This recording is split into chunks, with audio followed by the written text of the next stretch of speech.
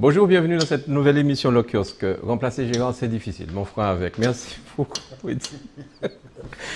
Merci Gabriel d'être avec nous ce soir dans cette émission. Merci beaucoup. Bonsoir. Merci aussi à Fred. Merci Fred Galva de participer à cette émission Le C'est un grand Kiosque. plaisir pour moi et d'ailleurs j'ai l'impression d'être dans la maison, quoi. Mais tu fais partie d'un Oui, maison, oui, tout à fait. Merci beaucoup. Yann Mon Plaisir, merci beaucoup d'être avec nous. Merci bien. Parmi vous, Merci. illustre journaliste, n'est-ce pas? Et journaliste et psychologue. Et psychologue. Parce que Fred Galva, c'est un éminent psychologue. Ouais, ouais. On est bien entouré ce soir. Bien. C'est plus où me Et- mettre. Merci beaucoup Eddie Marajo d'Open Source System d'être de avec votre nous. invitation. Merci beaucoup. Voilà, donc pour la dernière émission de cette année, nous allons faire un petit coup d'œil dans le rétroviseur, rétrospective de l'année 2013. En préparant l'émission, je me suis rendu compte qu'il y a véritablement beaucoup de choses qui se sont déroulées. Je pensais que certaines de ces choses s'étaient passées avant 2013, mais non, tout ça s'est bien déroulé durant l'année 2013, à commencer par le décès de Francisco. Est-ce que ça vous paraît pas plus loin? Vous pensez déjà que c'était déjà dans cette année, Francisco? Moi, je croyais que c'était avant 2013. Et finalement, bon, on a vu les images, Francisco. On voit ces images-là à l'antenne. 18 avril 2013, Francisco. Alors, vous l'avez bien connu, messieurs les journalistes. Vous avez eu à faire des ITV pour lui. Peut-être pas Gabriel, parce que Gabriel, c'est la politique. Je l'ai croisé, mais faire une interview de lui, non. Ouais. Non. Il y a un souvenir que je vais garder de lui, c'est lorsqu'il il y avait une tournée de Malavoie, il avait chanté avec Malavoie à l'Olympia. Et Francisco sur scène ému, disant, vous vous rendez compte, à mon âge, il avait près de 60 ans, à mon âge, je chante pour la première fois à l'Olympia. Il a eu du mal à entonner la première note de sa chanson, puis après, bon, ça a été du Francisco connu, classique, mais après, dans les coulisses, il marquait toujours cette émotion, quoi. Il dit, j'ai chanté à l'Olympia. Parce qu'ici, pour lui, c'était le Graal. Et c'est vrai que pour l'Olympia, c'est un monument, mais pour lui, c'était le Graal, chanter à l'Olympia. Lui qui était là bien avant d'autres, et que c'est par rapport à Malavoie qu'il a pu aller chanter à l'Olympia, avec toute l'équipe, et là, ça a été quelque chose d'important. Et puis, notre souvenir de Francisco, évidemment, c'est le sportif, c'est le judoka, le karatéka, le pionnier. Et L'artiste, l'acteur, il a été acteur aussi. l'acteur aussi. Mais sur le sportif, je veux retenir que France Antilles a eu un envoyé spécial dans sa longue carrière de journal. Un envoyé spécial aux Jeux Olympiques, ça a été Francisco, qu'il avait couvert pour France Antilles les Jeux Olympiques de Tokyo. Il avait trouvé à avoir un billet, une invitation pour les Jeux Olympiques, au nom de ses relations dans le judo. Et il s'était fait passer pour journaliste accrédité France Antilles, Francisco, envoyé spécial France Antilles aux Jeux Olympiques de Tokyo.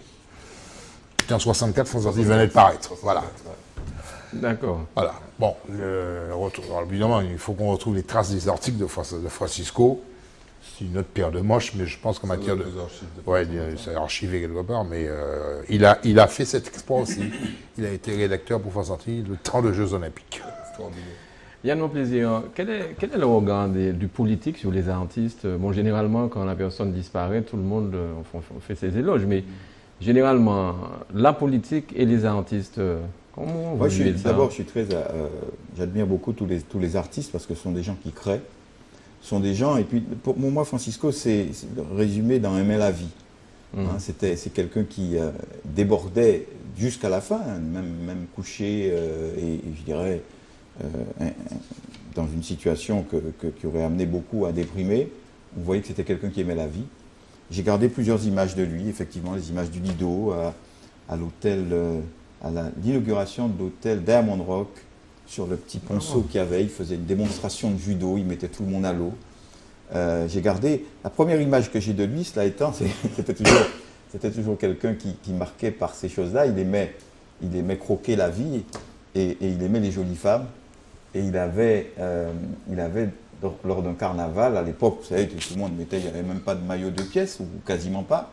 Et il avait cette jeune sud-américaine qui devait venir du Venezuela ou je ne sais pas quoi, et d'un de ces pays d'Amérique du Sud, qui était sur le char en haut avec Francisco et qui dansait dans une tenue assez réduite, qui aujourd'hui n'inspirerait plus personne, mais qui à l'époque faisait fantasmer sans doute les plus grands et qui étonnait les petits comme moi à l'époque. Voilà.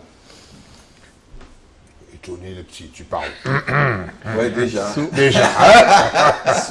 Souvenir de Francisco, Fred, tu l'as connu? Oui, je l'ai connu dans des conditions assez particulières. C'était lorsqu'il venait, à l'époque j'étais psychologue au centre hospitalier du Carbet. Il nous restait encore ce service de pneumologie qu'on a enlevé au profit d'une recentralisation à l'époque. On a bien lutté contre ça. En tout cas, il est venu plusieurs séjours en pneumo et c'est surtout ce que je retiens lorsqu'il y venait, c'est le soutien qu'il portait aux autres patients. Malcolm disait justement, Yann, le fait qu'il soit malade ne limitait pas son appétit pour la vie, son intérêt pour les autres. Et c'était des moments très intenses pour les autres patients parce qu'il avait cette force de les soutenir et ça nous soulageait nous tous aussi, et particulièrement moi en tant que psy, par exemple.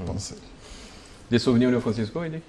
Oui, enfin, j'ai bossé un petit peu avec lui au moment où, à la RDTM, Francisco avait des problèmes économiques, parce que les politiques souvent promettent, et puis il s'est retrouvé sans le sou. Mais ça a été le cas de Mouna, ça a été le cas de Marius Kulchi aussi, je crois. Hein. Souvent, les artistes... Quand ils ont une carrière difficile, et quand ils prennent de l'âge, souvent, ils se retrouvent sans public, sans support, etc. Et il avait reçu l'aide d'Hector Elisabeth à l'époque, de la RDTM, et il bossait, et on a bossé ensemble. Et c'était quelqu'un qui... Bon, j'ai eu l'occasion de pousser 2-3 coups de gueule dans cette émission à ce propos-là. Et quand j'ai vu tous les gens qu'il avait abandonnés venir dire combien c'était quelqu'un d'important, etc. Et le type, je le voyais tous les jours à la RDTM, souffrait justement de cet abandon total, des promesses non tenues, etc. Et puis la maladie l'a enlevé, l'a retiré du circuit totalement. Et ça, c'est un vrai scandale, quoi. Et je pense encore... Aller au bout de ses promesses, c'est la forme la plus aboutie de l'honnêteté, c'est ça. Même si on ne peut pas, mais on n'abandonne pas quelqu'un à qui on dit, bon, ok, Francisco, t'inquiète pas, on va te trouver un truc, on va te caser quelque part, on va t'aider. Que dalle, quoi. Mais il semblerait que les promesses n'engagent que ceux qui y croient, hein. C'est ce qu'on a dit. Un grand politique en France a dit ça. Il faut se méfier des médias, parce que les médias sont la mémoire des promesses non tenues. Et le président actuel haïtien, il a dit promesse c'est dette. Oui, mais il a ses vidéos qui circulent sur le net, et on voit à quoi il s'est livré pendant plusieurs années, le fameux président haïtien. Donc ça n'a pas qu'à passer. Ben oui.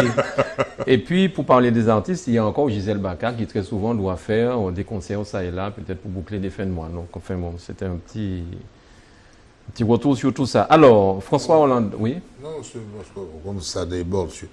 On parle de ce qui est nécessaire de faire en termes de couverture sociale pour les artistes, de ceux qui font, de ceux qui ne font pas, ou on parle des promesses des autres? Parce qu'il y a les deux. Oui, mais il y a un organisme qui s'appelle la SACEM. Oui. Quand on organise des spectacles, qui va payer les droits à la SACEM pour les artistes? Combien d'artistes aussi? Bon, je veux dire, il y a tout un enchaînement de choses. C'est pas évident, c'est pas facile de vivre ici comme un artiste à la Martinique, mais il y a aussi des choses à faire pour se couvrir le plus possible. Oui, mais les mairies qui ne payent pas la SACEM, non, mais j'ai alors qu'elles utilisent... Non, mais il faut qu'on le dise, c'est-à-dire que les mairies qui ne payent pas la SACEM des artistes dont elles utilisent les services pendant les fêtes patronales, les artistes qui ne sont pas payés par les municipalités. La SACEM, si l'artiste lui-même exige qu'il y ait une déclaration à la SACEM, il fait. Hein. Ah, bon, oui, mais ça ne se passe pas comme ça, malheureusement, parce que moi-même, j'ai eu à le subir. Ouais, donc, mais oui. Et bon, très rapidement sur ça aussi, c'est bien d'en parler, parce que c'est vrai qu'on regarde que les artistes martiniquais sont payés très, très en retard, et des fois ne sont pas payés par les municipalités, alors que lorsque des groupes étrangers viennent ici, eh bien, ils sont payés au pied du podium, sinon ils ne montent pas à jouer. Hein. Et là, la mairie paye. Hein. Donc je pense qu'on aurait pu avoir le même traitement pour les musiciens martiniquais. Il y a une autre organisation aussi derrière qui fait que les mecs payent tout de suite. Voilà. Merci. Voilà. Alors, l'une des promesses du président François Hollande, c'était le mariage des personnes du même sexe. Ça a fait débat, Ça a fait parler beaucoup de personnes, ça a fait beaucoup de choses, mais finalement, cette promesse a été tenue puisque la loi a été votée. Est-ce que vous vous rappelez un petit peu de toute cette partie, l'épisode, non, ça... Le Ramdam. Le Ramdam. Ici, il y a eu des prises Ah oui. de prise de position. Ah oui. Ah oui. Ô combien mémorables. J'ai cru que tu allais parler d'eau collier. Ô combien mémorable. Non, je parlais du studio dans lequel il y a eu de vrais débats, comme les débats qui ont agité la société française de manière générale. Mais les DOM se sont fait remarquer par une hypocrisie assez spectaculaire des édiles politiques, des maires en particulier, qui aujourd'hui ne montent pas au créneau pour dire on est contre, on est pour, le débat est mort en réalité. Ben, il y a les élections bientôt. Ben justement. Non, mais c'est ça, c'est un vrai débat de société. Finalement, ce n'est pas si perturbant que ça pour la société, ou perturbateur pour la société. Et cette société... Il y a Raymond Collier qui a dit quand même que lui, il est contre. Lui, il a toujours dit clairement. Il y a beaucoup de gens qui ont dit qu'ils étaient contre. Et en réalité, quand ils doivent célébrer des mariages, parce qu'il y en a d'autres qui ont été célébrés dans l'anonymat le plus complet. Et ça n'a pas... En fait, ce sur quoi je voudrais insister, c'est qu'on nous annonçait une rupture sociale, une mise en cause de la société, enfin un cataclysme, quoi. Il est où? Ça n'aurait pas pu l'être de toute façon, et tu as raison de repréciser. Il dit ça n'aurait pas pu être une rupture sociale. Ça concerne, il faut quand même revenir sur la réalité, un petit groupe de la société. Il ne s'agissait pas de marier l'ensemble, et dans ce petit groupe, encore un petit groupe. Donc il n'y aurait pas eu d'impact social auquel on... Je crois qu'il y a eu certainement des modifications, même pas des modifications, des traumatismes dans les représentations que les gens se faisaient de l'institution au mariage. Et ça, je crois qu'on ne peut pas non plus y échapper, parce que c'est une institution qui a un cadrage assez religieux, quoi qu'on dise. Même s'il s'agissait du mariage civil, il y avait quand même dans la représentation des personnes le concept du mariage religieux qui semblait, à mon avis, parasiter le débat. Mais de toute façon, ça n'aurait jamais pu être une rupture sociale parce que ça ne concernait pas de toute façon toute la société, et même dans le groupe social concerné, un petit groupe. Parce qu'en fait, il ne faut pas croire que tous les homosexuels, étaient favorables au mariage, comme d'ailleurs le sont les hétérosexuels. Il faut dire les choses. Le mariage n'est pas non plus une valeur portée par l'ensemble des hétérosexuels. Il y en a beaucoup qui restent sans se marier. Donc, je crois que on en a fait beaucoup pour, à mon avis, très peu et d'ailleurs, les faits sont têtus maintenant. Les gens doivent se marier dans un silence le plus absolu. Il y a eu quelques éclats les premières fois, mais actuellement, peut-être que les bancs sont publiés, on ne sait même pas. À Saint-Martin, ils ont été quand même un peu violents. Mais c'était le premier. Chaque fois qu'il y a un premier, il y a quelque chose d'extraordinaire. C'est toujours un peu spectaculaire, le premier, puis après, on passe dessus parce que finalement, c'est un non-événement social, vraiment un non-événement social, sociétal en fait. Alors, un politique, face à un débat comme celui-là, on sent que la société était déchirée à ce moment-là. C'est un sujet, moi je trouve que c'est un sujet très délicat. D'abord ici, il faut savoir qu'ici en Martinique, une majorité des Martiniquais n'est pas favorable au mariage. Donc je crois que c'est quand même, c'est vrai que les choses évoluent et changent, mais ça bouscule quand même un peu cette société. Ça, c'est le premier point. Le deuxième point, il y a un certain nombre de choses qui sont, pour moi, un peu gênantes. D'abord, voilà un président de la République pour qui le mariage ne veut pas dire grand-chose. Il a eu des enfants avec 3 femmes différentes sans se marier une seule fois. C'est un scoop, là. Et c'est lui... Là, c'est un scoop. Ce sera sur France Antilles demain. On peut le mettre sur France Antilles. Ah non, on va mettre les vérités, moi. On va mettre les paroles. Non. Oui. Et 3 femmes différentes, oui. Alors on connaît Ségolène Royal, les deux autres. Les deux autres, c'est Madame Hidalgo. Et la troisième, ça m'échappe, mais enfin, il a eu des enfants, il a été avec 3 femmes en ménage. Et c'est lui. Et ce n'est pas par hasard. C'est pour ça que je commence par ça. Ce n'est pas par hasard. C'est parce que quel est le sens du mariage? Le mariage, si c'est un contrat civil, moi je trouve que c'est normal. Il n'y a pas de raison qu'il y ait de la discrimination. Par exemple, sur le plan fiscal, il n'y a pas de raison qu'il y ait une discrimination fiscale pour les gens qui sont homosexuels, qui se mettent en couple, et que parce qu'ils sont en couple, ils n'ont pas le même statut fiscal que des couples hétéros. Bon. Donc là, il y a un élément, à mon avis, de justice. Il y a un autre aspect qui me gêne. Pourquoi est-ce que... Il y a quand même, et tu l'as dit, il y a une désacralisation pour certains du mariage. Le mariage, on peut le percevoir de plusieurs façons. Pour certaines personnes, le mariage a un côté sacré. Parce qu'effectivement, il est initialement issu de la religion. Et finalement, le mariage civil s'est imposé au-dessus du mariage de l'Église. Parce qu'on était dans une société, entre guillemets, laïque. Et le maire de Saint-Joseph, le fondateur, le curé de Saint-Joseph, l'abbé Maillard, on l'a viré de sa paroisse et on l'a renvoyé en métropole parce qu'il avait osé, il avait eu l'outrecuidance de prononcer le mariage à l'église avant que le maire ne l'ait fait à l'état civil. C'est une obligation. Et donc, ça aussi, ça me gêne. Au nom de quoi vient-on mettre en place un système qui me contraigne? Parce que pour moi, je dirais moi ou quelqu'un qui considère le côté sacré du mariage, le mariage religieux peut avoir plus de sens que le mariage civil. Or, il est interdit par la République. On interdit à quelqu'un de recevoir le sacrement du mariage de l'Église, et on interdit à l'Église de donner le sacrement du mariage à un couple qui le souhaiterait s'il n'a pas préalablement accepté de le faire devant l'état civil de la République. Donc il y a quand même quelque chose de contraignant. Il y a encore un autre aspect contraignant. Assez rapidement, Yann, on a pas mal de sujets. Mais c'est un grand sujet de société. Il y a encore un autre aspect contraignant qui m'embarrasse. Au nom de quoi interdit-on à des gens dont c'est la croyance religieuse d'être polygames? Au nom de quoi? Parce que comment justifie-t-on le mariage homosexuel? Sur la base des sentiments. Je l'entends. Et au nom de quoi interdit-on aux gens qui sont polygames de justifier de leurs sentiments dans un groupe qui va au-delà du couple? Donc ça pose des tas de questions. Qu'on ne pourra pas régler. En d'autres termes, quand l'État, et a fortiori un président de la République qui ne donne pas l'exemple, se permet d'instituer une forme de morale, ça me pose un problème. Voilà. Bien. Eddie, ton sentiment sur...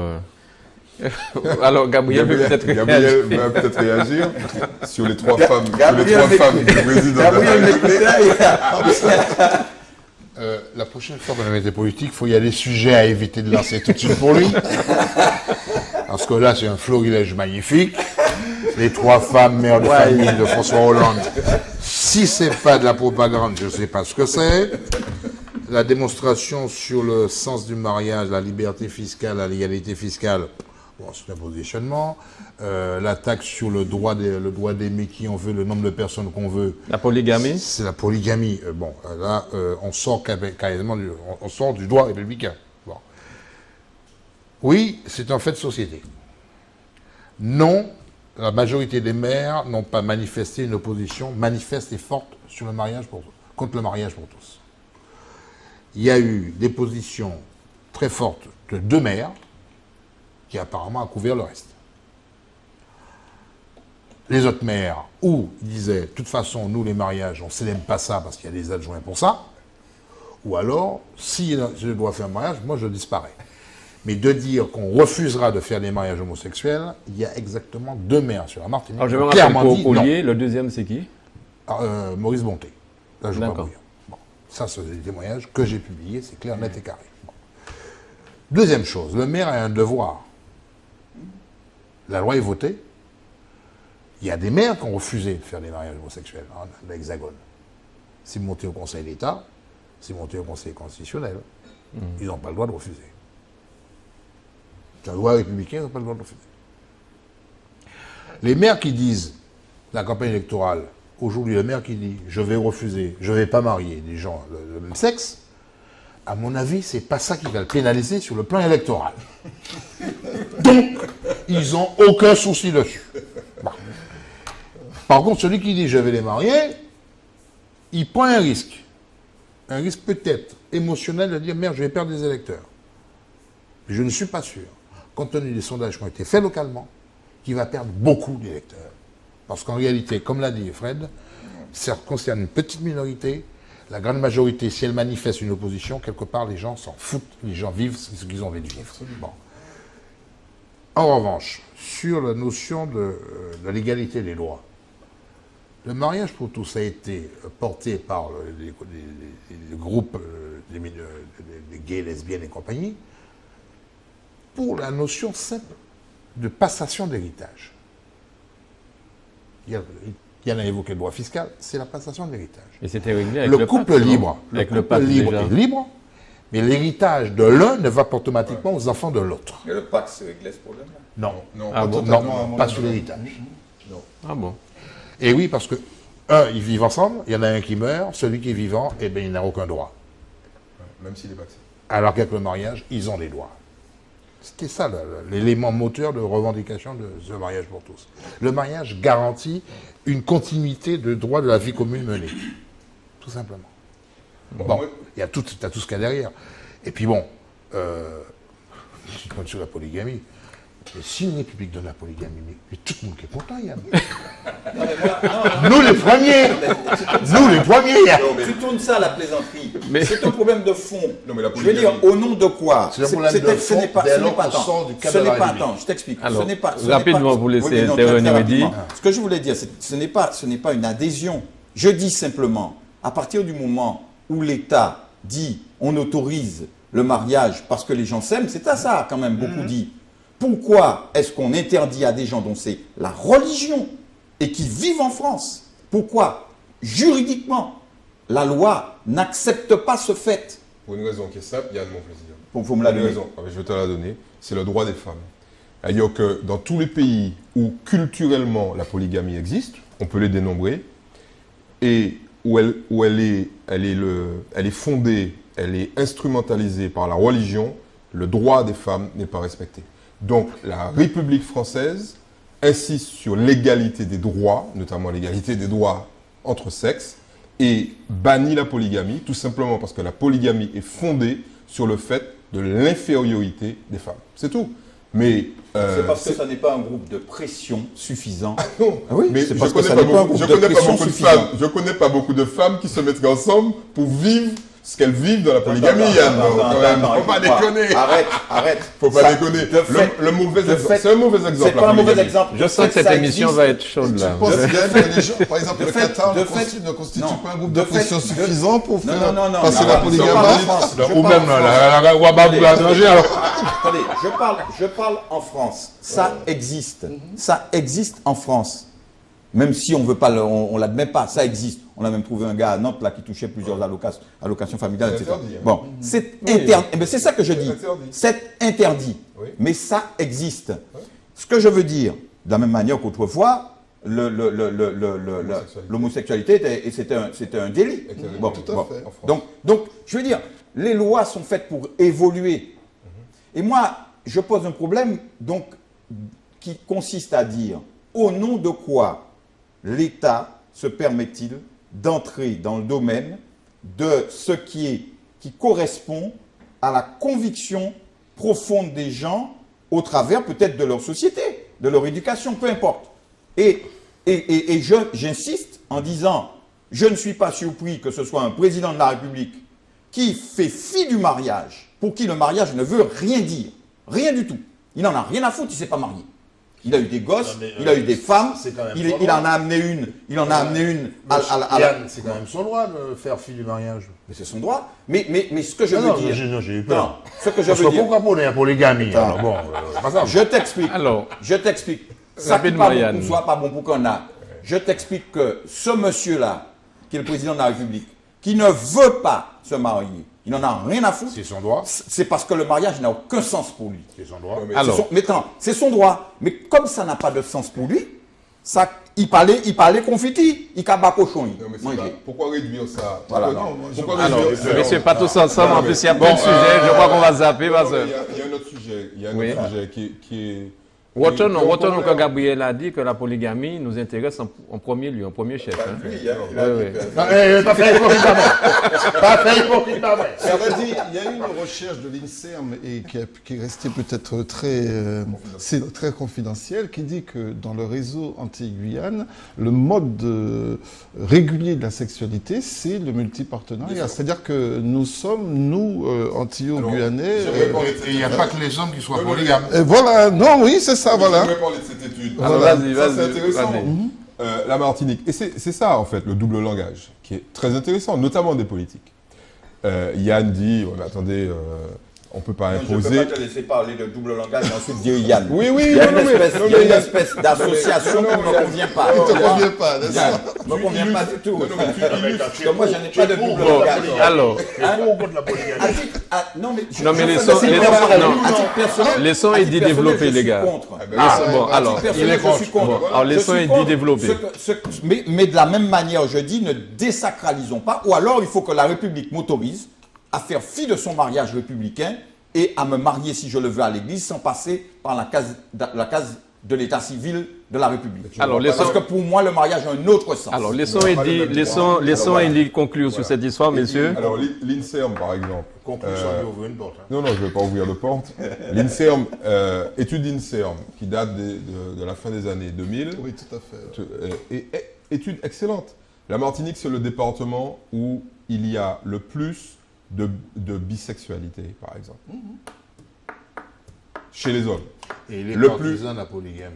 Non, non, moi je ne suis pas partisan de Non, la j'ai pas polygamie. dit ça, je parle de voisin. Ouais. Pas du Et, tout. et la réalité, et ce qui est intéressant, c'est que on trouve dans les départements d'outre-mer, et c'est ce que je voulais dire, on trouve dans les départements d'outre-mer les réactions les plus vives et les plus violentes à l'homosexualité, alors que ce sont les départements français qui pratiquent le plus l'homosexualité masculine et la bisexualité. Ce Donc, sont des recherches c'est- de l'INSERM. et donc c'est- C'est et du c'est- sérieux, attention, Bon, c'est- ceci c'est- étant, non, c'est des déclarations, j'aurais c'est du quelques déclaratif, c'est Quelques du- réserves non, il y a pas- dessus. Compte tenu de la fréquentation de lieux pratiqués par les homosexuels, apparemment, il y a des lieux dans Fort-de-France où ils se rencontrent. Oui. J'ai l'impression que ces lieux sont en train de disparaître un tout petit peu. Oui, Non, mais c'est pas forcément dans des lieux. Non, non, ça Eddie c'est des parle de déclarations. choses ce sont des déclarations. qui C'est du sont- déclaratif. qui On n'a- s'infiltrent on n'a dans pas, leur champ social. on n'a pas obligé les gens à répondre. Oui, On c'est leur a vrai, dit oui. sur le déclaratif. Et quand on regarde cette étude, et elle est sur le net, hein, vous pouvez la récupérer. Et nous, on avait un peu travaillé dessus. C'est très clair.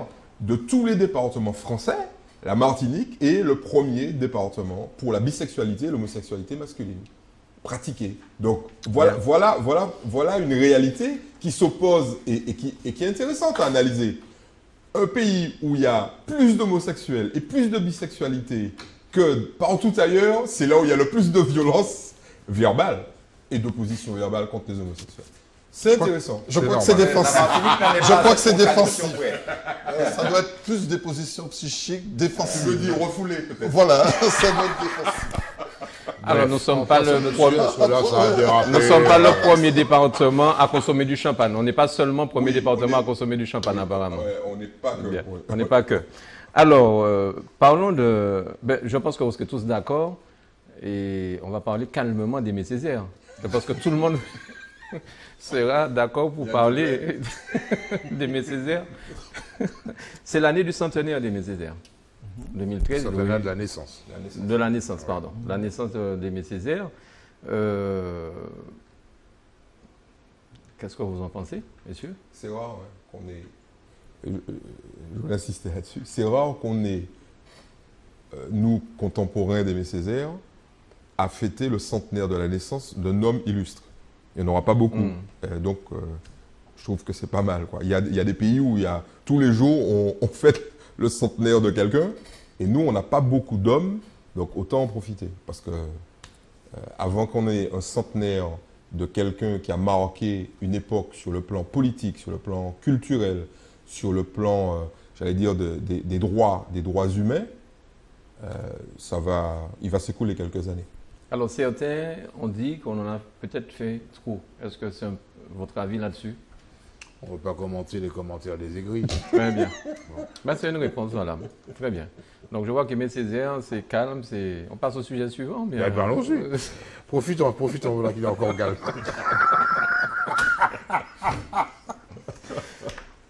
Alors, est-ce que ce terme créole vous rappelle quelque chose? Poule qu'avait émaillé. Est-ce que ça vous parle, ça? C'est ce C'est le que... début. C'est le début. Oui.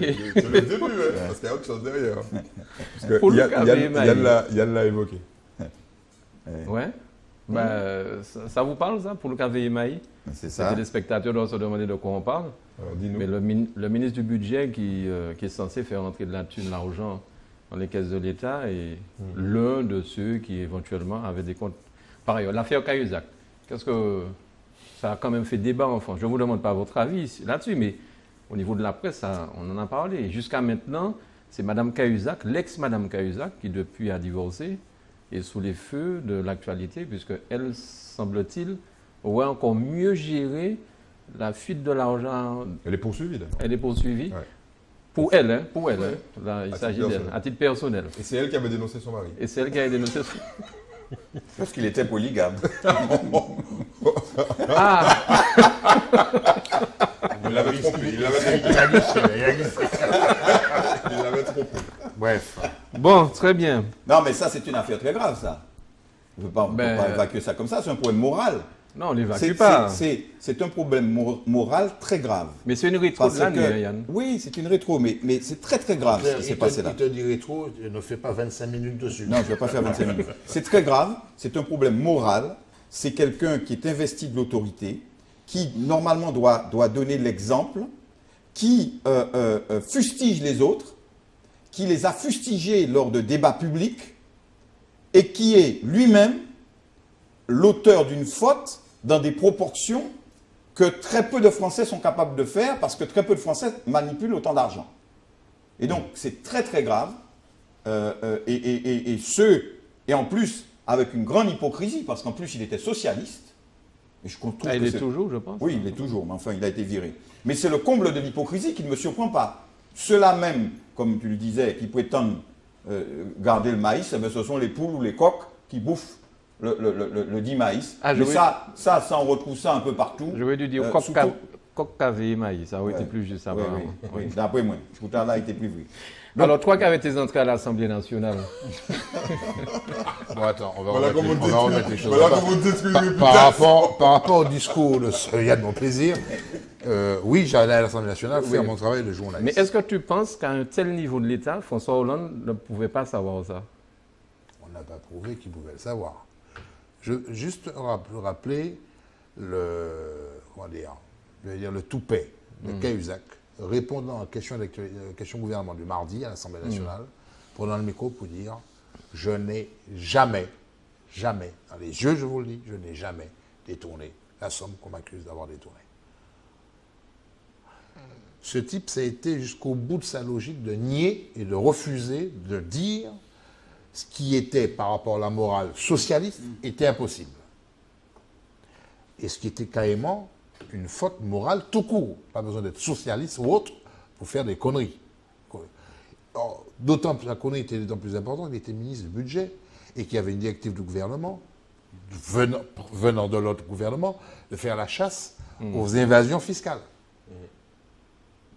Il était précédemment président de la commission des finances de l'Assemblée nationale. Donc, il était aussi dans le circuit de savoir comment on établissait cette chasse aux évasions fiscales. Il était au cœur du dispositif pour pouvoir lutter contre l'évasion fiscale. Et s'il ne le dit pas, parce qu'aujourd'hui on l'accuse, mais parce qu'il a fini par avouer, il a avoué publiquement, il a dit bon, finalement, oui, c'est moi, oui, je l'ai fait. Il a fauté de manière volontaire, frontale et sans aucune retenue. C'est une trahison complète du discours politique, c'est une trahison complète de la morale, c'est une trahison de l'homme vis-à-vis de l'autre et vis-à-vis de ceux qui lui ont fait confiance. Ce n'est pas Hollande qui lui a fait confiance en le mettant ministre du budget, c'est la confiance qu'on lui a donnée depuis des années, parce qu'il n'est pas élu brusquement en 2012, il est député de son département depuis plus de 15 ans, il a été rapporteur de la commission des finances. Je rappelle qu'être rapporteur de la commission des finances nationales, ce n'est pas juste quelqu'un qui s'assied et qui lit, c'est quelqu'un qui a un mandat qui court le temps de la législature. Il n'y a que 2 députés qui ont une fonction exécutive à l'Assemblée nationale le temps de la mandature, c'est-à-dire 5 ans de la mandature, c'est le président de l'Assemblée nationale et le rapporteur général du budget. Tous les autres présidents de commission sont élus à chaque ouverture de session. D'accord? Donc ce sont les deux potomitans de l'Assemblée. Ce monsieur, en plus, dans la République, il a un rôle. Il a fauté. Alors j'aurais tendance à dire, vaut mieux que ça soit découvert maintenant que ça éclate maintenant, que si ça éclate des années plus tard. Ouais. Fred, en tant que psychologue, comment tu vois ça aller jusqu'au bout du mensonge comme ça Ça m'a particulièrement interpellé, ce type de personnalité. Parce qu'en fait, on ne peut pas non plus nier le fait que même si on est un homme politique, on ne demeure pas moins un homme, donc avec une personnalité. Puis il y a des personnalités plus ou moins mal organisées, en tout cas pas forcément bien équilibrées. Et je pense... Il ne s'agit pas là de réduire sa faute, mais je pense que là, il s'agit quand même d'une personnalité assez particulière. Aucune reconnaissance des faits, tout de suite. Ça, par contre, même s'il l'a fait, et des années, plus encore, et c'est ça qui est particulier, c'est qu'il n'y avait chez lui aucune conscience de l'incidence des faits sur la masse, sur le peuple, sur les autres. Mais est-ce que c'est pas une spirale? Lorsqu'on est pris dans cette spirale-là, non, moi je crois qu'il ne s'agissait pas d'une spirale. Non, je ne pense pense pas que c'était défensif chez lui. Je crois que ce monsieur, un peu comme un autre homme politique dont on a parlé l'année précédente, mais dans un autre contexte, il s'agissait plus de sexualité, il y a des profils, bien sûr, pour ne pas le nommer, alors, il y a des profils de personnalités qui passent à travers les mailles. On les appelle singulièrement des personnalités perverses, avec en plus une forte connotation narcissique. Ce sont des gens qui passent à travers les mailles et qui peuvent être par ailleurs très brillants, qui peuvent avoir des talents particuliers et puis qui, sur des aspects comme ceux-là, sont défaillants. Et je crois que Cahuzac est, à mon avis, le modèle même de la personnalité perverse et narcissique. En clair, il est malade. Il n'est pas malade, si tu veux, mais parce que les pervers narcissiques ne sont pas malades. En psychocriminologie, par exemple, ces personnes sont immédiatement, si tu veux, absorbées par le coercitif, par la loi. C'est-à-dire qu'on considère, autant qu'on peut considérer que quelqu'un qui reconnaît les faits puisse être dans une alternative à la peine carcérale, autant des personnalités comme celle-là sont très rapidement, en tout cas par les psychocriminologues, portées vers le maximum de la peine, parce que ce sont des gens qui sont en plus très exposés à la récidive. Si on ne l'avait pas arrêté là, il serait encore dedans, quoi. C'est-à-dire qu'il serait enrichi encore. Absolument, voilà. Il y a un élément qui est quand même intéressant, c'est que Cahuzac s'inscrit dans un système. Comme tu disais, il ne s'agit pas de réduire sa faute. Et il est dans un système. Depuis l'affaire Cahuzac, le gouvernement a pris un certain nombre de décisions pour aller jusqu'au bout, beaucoup plus loin que Sarkozy ne l'avait fait, sur la pénalisation de la fraude fiscale. En clair, vous pouviez frauder le fisc, vous pouviez aller plus loin, non pas en fraudant simplement, mais en faisant de l'évasion fiscale, vous n'alliez pas en tôle. Les peines qui étaient appliquées étaient systématiquement le sursis. Vous étiez condamné, mais c'était du sursis. Là, avec ce que le gouvernement a pris comme mesure, vous allez en tôle, et en tôle longtemps. Et vous avez vu le nombre de... On parle de 46 000 individus en France qui ont rapatrié leur fortune en France, qui ont payé les 30% de pénalité, plus 3% d'amende ou un truc comme ça sur le montant total et de l'impôt dû aux sommes rapatriées. Ça veut dire quoi? Ça veut dire que le système dépasse largement le cas d'un individu et que le gouvernement, comme le gouvernement italien l'avait fait il y a quelques années, a reconnu le caractère quasiment universel de l'évasion fiscale et de la fraude fiscale, mais pour qu'il y ait autant de gens, parce que 46 000, à mon avis, c'est une petite goutte d'eau, on estime à 160 milliards d'euros le montant de l'évasion fiscale annuelle en France. 160. Annuel. Ça veut dire la moitié du budget de l'État français. Annuel. Pas tout à fait la moitié. Enfin oui, 300. Enfin, le budget de l'État, c'est 380. La recette des impôts sur revenus. Bon. Grosso modo, le budget de l'État français, c'est 380 milliards d'euros. Non, 3 000 milliards. Non. budget de l'État. Le budget de l'État, c'est 380 milliards d'euros. Non, c'est la recette. Ah ben, non. Vérifie. Le budget de l'État français, c'est 380 milliards d'euros. 1000 milliards d'euros, c'est le budget de la sécurité sociale. Et la moitié du budget de l'État, c'est de l'évasion fiscale. Donc, ça veut dire que tout le système bénéficie de complicité. Forcément. Comment des banques aussi fondamentales que BNP, que Société Générale, que Crédit Agricole, que toutes les banques majeures françaises aient un système d'évasion fiscale, et ce n'est pas moi qui le dis, c'est elles qui ont été contraintes de lever le secret, et puis on l'a un peu levé, vous vous rappelez de l'affaire Offshore Leaks, qui donnait la liste des filiales de toutes ces banques dans les paradis fiscaux, ça veut dire que tout le système bénéficie de complicité totale. Donc, on n'a pris Cahuzac, mais si Cahuzac voulait vraiment, c'est ça le problème, si Cahuzac veut foutre la merde en France, puisque lui, il savait, il avait les noms, il a tous les noms, s'il veut mettre la merde, il peut pas. Il peut pas, il le fera pas parce qu'il ne va pas durer. Ça dépend. Non, il le fera pas. Mais s'il demande l'asile en Russie, Poutine accueille tout le monde. La place de l'exil est déjà prise par Snowden. Gérard Depardieu. Non, celui-ci, il est la belle. Ah non, oui. Et va des fiscales aussi. Alors, on va parler là de notre Guyane, enfin de notre politique, pardon, c'est pas un Guyanais, de notre politique. La condamnation de Léon Bertrand dans une affaire d'attribution qui n'est pas terminée. Tu as fait exprès en fait de mettre ça. Non, je suis simplement la liste en fonction des dates. Hein. Non, ça n'a fait. C'est une liste, c'est un truc chronologique.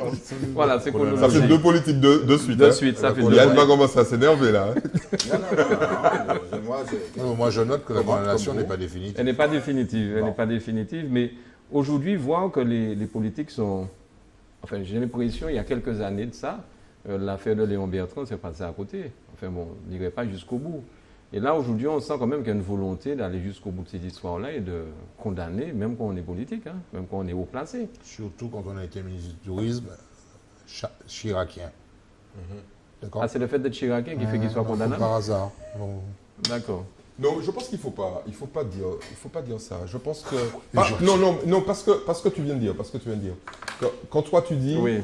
J'ai l'impression que à l'époque ça pouvait passer et que là ça a changé. Pas du tout. Michel Noir éliminé, Carignon éliminé.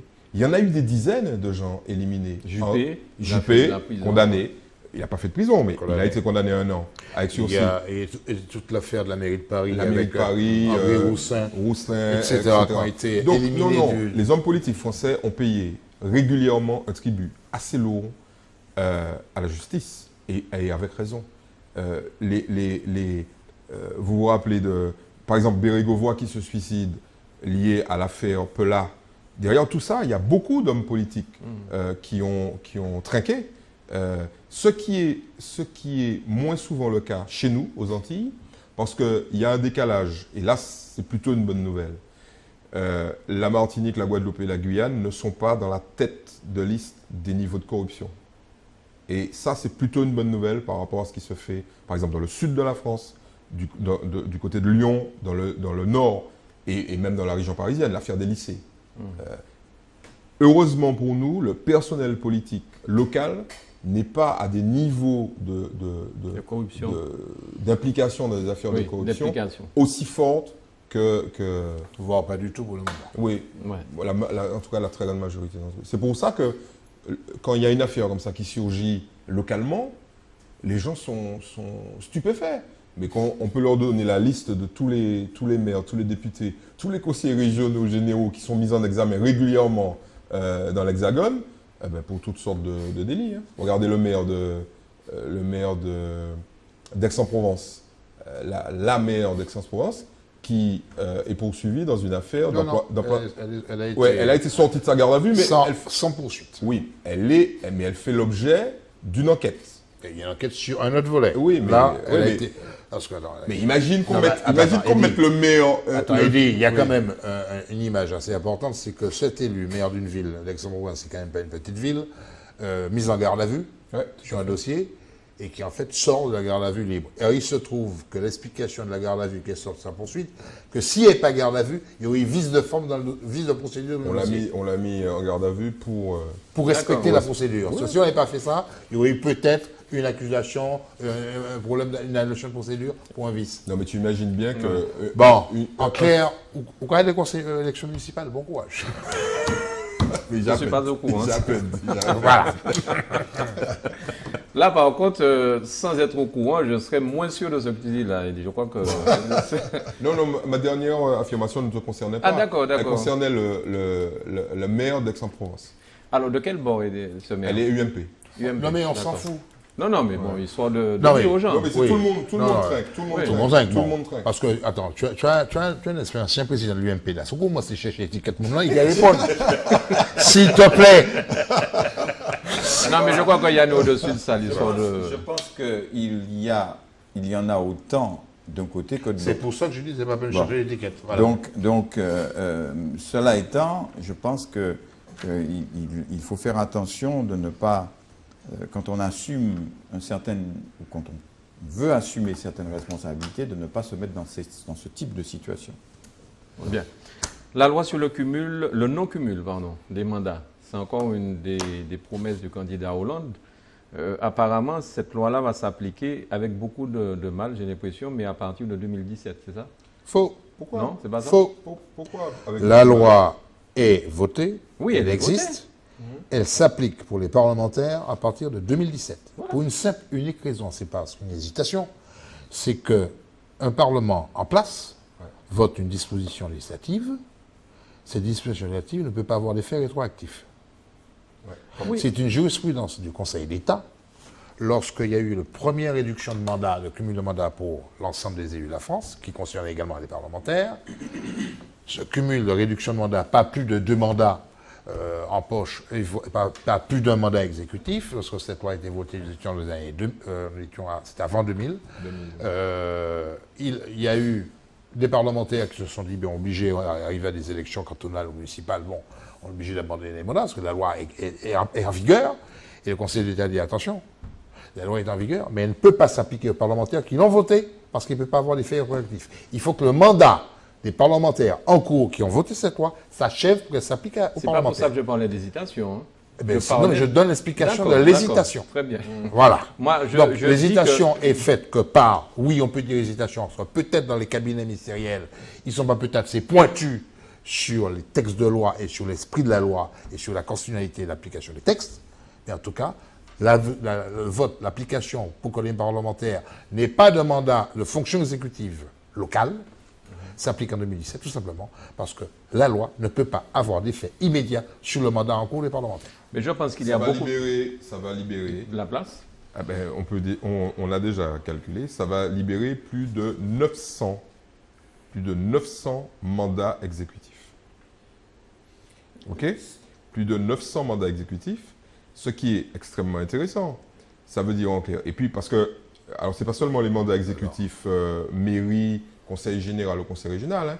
Il y a des mandats exécutifs de président, c'est pour ça que je dis 900, parce qu'il y a des effets en communautés cascade, de communautés et d'agglomération. communes. Donc, puisqu'il y a des maires qui sont députés maires, mais comme ils sont maires et présidents de trucs, Ouais. éliminés. Donc, c'est une première mesure de réoxygénation. Et d'ailleurs, ça aura un impact très très fort. Alors, est-ce que c'est peut-être dans ce cadre-là déjà, Yann Monplaisir, que vous ne vous présentez même pas à l'élection municipale? C'est-à-dire pour ne pas peut-être avoir 2 mandats si Ce vous n'est visez pas un autre mandat. peut-être, ce n'est pas peut-être, c'est tout à fait cela. C'est l'honnêteté m'interdit et m'interdisait de me présenter à cette élection municipale. Car dans le cas où j'aurais été élu, j'aurais dû renoncer à ce que j'ai annoncé de manière très claire, c'est mon engagement pour être président de la collectivité territoriale à venir. Parce que je pense qu'il y a là un enjeu majeur pour la Martinique, et je pense que l'on doit éviter à la Martinique d'avoir un choix binaire par élimination. C'est-à-dire, je ne vote pas pour celui-ci parce que je veux éliminer celui-là. Eh bien, je propose une alternative qui est une alternative de construction de nouveaux projets pour la Martinique, de nouveaux projets sociaux, parce que je pense qu'il faut s'occuper de ce qui est élémentaire en matière sociale, c'est-à-dire les problèmes liés au chômage, qui provoquent d'ailleurs une dislocation de notre société qui se traduit par la violence. Est-ce que vous auriez voté un homme un mandat si vous étiez élu? Si Bien vous étiez sûr, parlementaire, je pense est-ce que vous auriez voté c'est excellent. Et là-dessus, je suis tout à fait d'accord avec l'initiative du président de la République, même s'il a un petit peu de mal, c'est vrai, on voit bien les difficultés, même si ça finira par se faire. J'ai même douté un moment qu'il aille au bout, parce que d'autres y ont pensé, mais ils avaient tous peur du Sénat. Oui, mais d'autres qui ont pensé. Mais ils avaient tous peur du Sénat. Vous savez, il y a les conseillers généraux qui sont pour beaucoup des sénateurs, etc. Donc il y avait tout le tissu et politique qui se tenait. Bon. Donc là, vous auriez voté? Moi, j'aurais voté. Et pourquoi? Parce que je pense que c'est une évidence que si l'on veut remplir bien une mission, il faut se donner le temps de la remplir. Et de toute évidence, si on est maire d'une ville, et on sait à quel point c'est prenant, et que dans le même temps, on doit être parlementaire, je pense qu'il y a une des deux missions sur laquelle on n'est pas aussi performant qu'on pourrait l'être, quelles que soient les qualités des hommes. Alors on va me dire, oui, mais dans tel et tel cas, oui, il y a peut-être des cas où ça pourrait, mais globalement, c'est une bonne mesure. Très bien. On va passer à la libération de Thierry Dolle, et on restera toujours dans le domaine de la politique, puisque certains disent aujourd'hui que le maire du François n'a même pas besoin de faire campagne. Il est déjà élu grâce à la libération de Thierry Dolle. Je pense que ça va faire plaisir aux candidats qui sont inscrits pour essayer de sortir de son fauteuil. Elle est pauvre.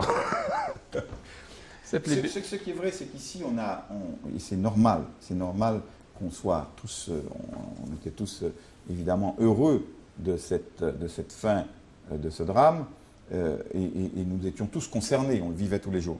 Et il est certain que nous sommes un peuple d'émotions, et que souvent, on a tendance à vivre les choses avec ses tripes.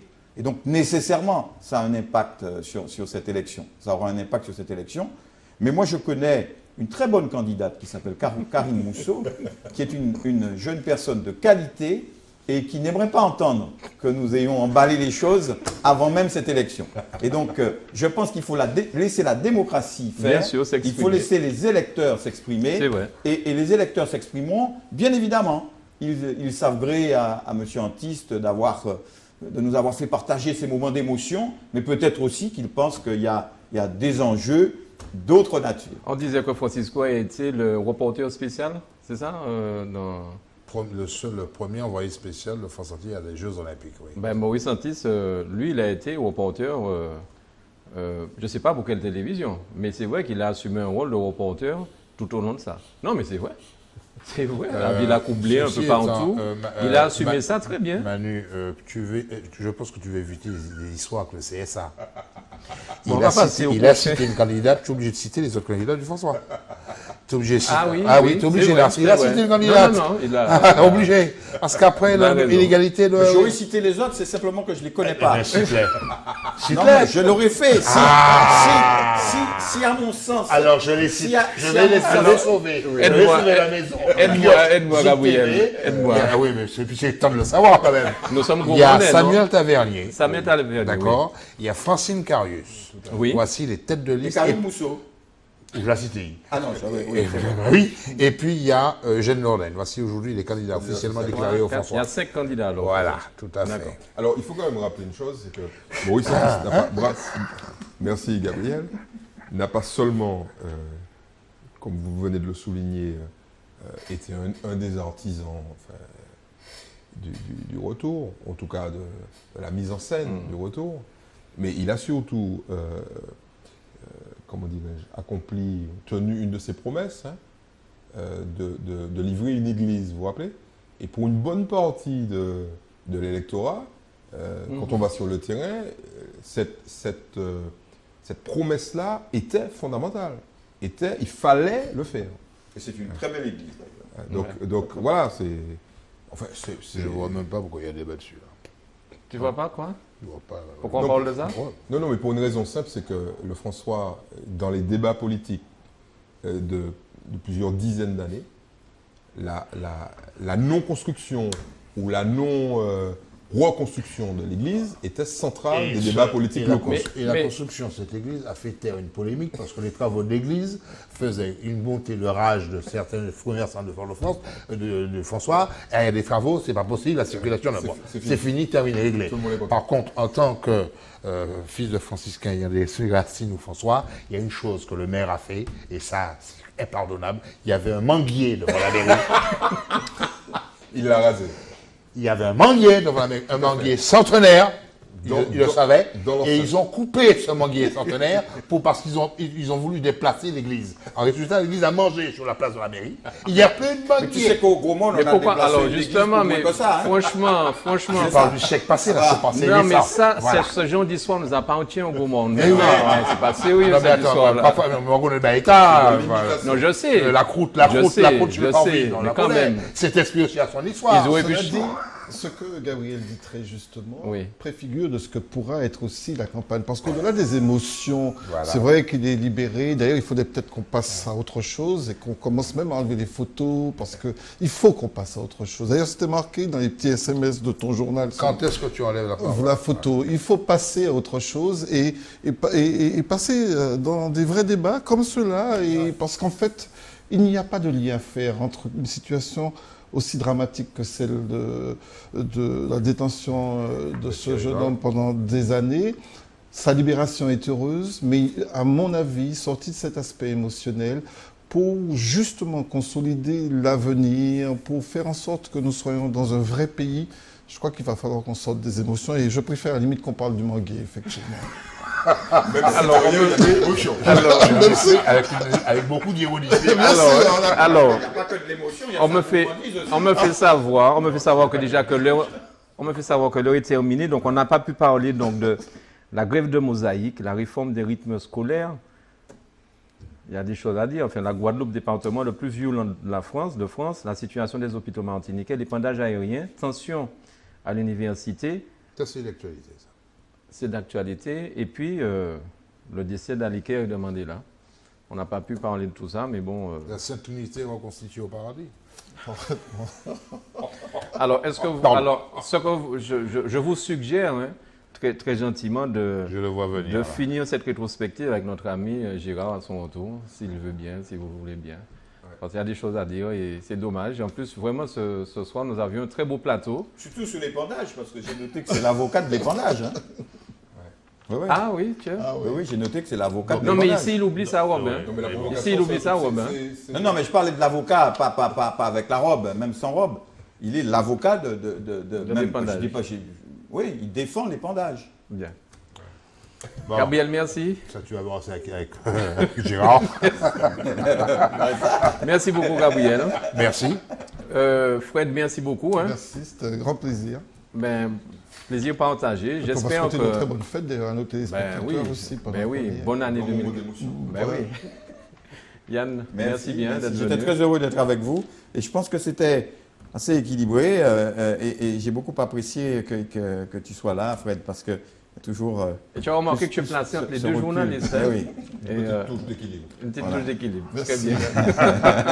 Merci beaucoup. Mais moi, Eddie. je suis au centre. Hein. Oui, ah ben, J'ai le journaliste du journal de droite. Je n'ai pas dit le journaliste de droite. J'ai dit du journal de droite et puis le gauchiste de service. Je suis l'homme du centre. Bon, là, Voilà. là, il dira. Là, il a dit- Merci beaucoup. C'était le On va kiosque. pas lui- Je vous souhaite une bonne soirée sur Zoom Télévision. À très très bientôt. Bye bye.